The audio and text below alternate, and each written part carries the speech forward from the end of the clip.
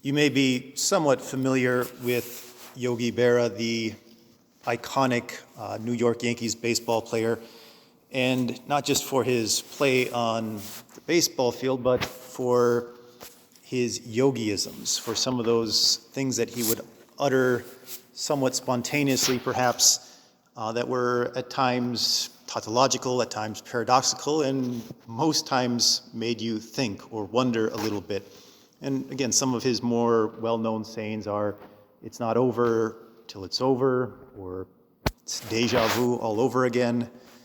He's got sayings, again, one of my favorites for my line of work is, "Always go to other people's funerals, otherwise they will never go to yours." But many other of these things that just make you think a little bit, make you wonder.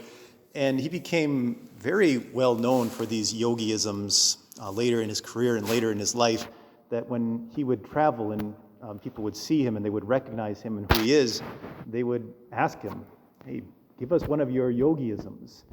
And it became a pretty frequent occurrence, and probably very awkward for him because most of those were rather spontaneous things, and he would often talk about how he didn't even know he said it at the time. And even the title of his autobiography is, "I Really Didn't Say Everything I Said," which is another yogiism.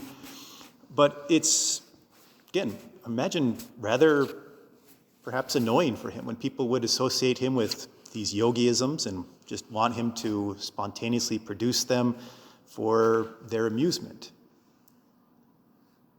And if that was how it was for him, you could imagine then that difference when somebody comes up to him and isn't just wanting to be entertained, but wants to get to know the person and is interested in him and wants to have a real conversation with him and not who he is portrayed as in the media or in all these other things.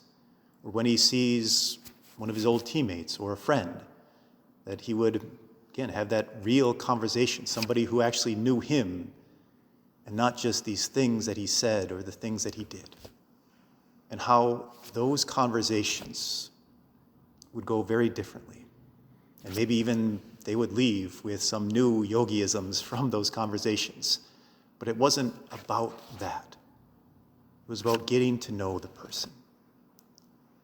And I imagine that's very much what Jesus experiences as he comes into Galilee, as he comes to his native place, as he goes there after in Jerusalem where he had done these things, and the people gather around him, say, "Hey, we want you to do these things for us that you did there. We want to see these signs, these miracles."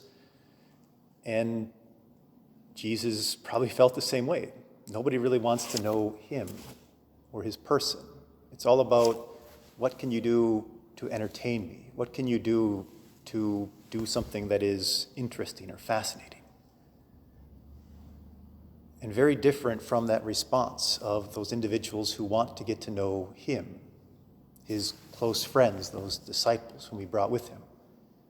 And that rare occurrence of the person who does believe and does truly seek to get to know him better. And that is the story that we get here today. That individual who says, with faith, "Lord, come heal my son." Our response to the Lord should not be just to say, "Lord, what can you do for me? How can you entertain me? How can you do things to make my life easier?" But our response to the Lord, our turning to the Lord, should be, "Lord, how can I get to know you better? How can we have a real conversation? How can I spend that time with you?" And maybe we might leave that time healed in some way. Maybe we might leave that time with prayers answered. But it's not about those things. It's about that relationship and that closeness with our Savior, with our God.